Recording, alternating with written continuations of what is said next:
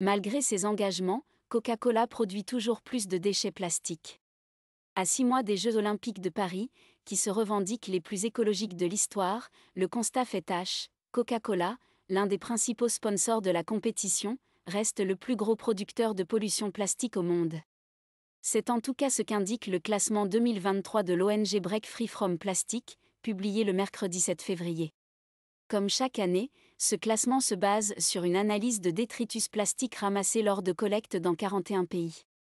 Et en 2023, plus de 6% des 537 719 déchets plastiques analysés par l'ONG avaient été mis sur le marché par le géant américain des sodas. Ils étaient également présents dans 40 des 41 pays étudiés.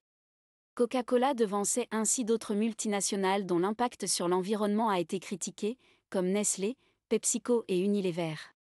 Et comme le montre notre infographie, basée sur les données de la Fondation Ellen MacArthur, si Coca-Cola s'est engagé à réduire son utilisation d'emballage en plastique vierge, qui n'a pas subi d'autres transformations que celles nécessaires à sa mise en œuvre, donc non recyclées, la réalité est autre.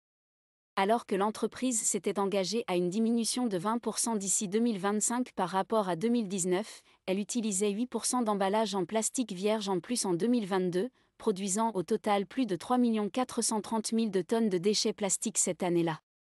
Coca-Cola n'était pas la seule entreprise à avoir augmenté son utilisation de plastique vierge en 2022, son rival PepsiCo en utilisait 10% de plus qu'en 2020, et Mars 2014% de plus qu'en 2029.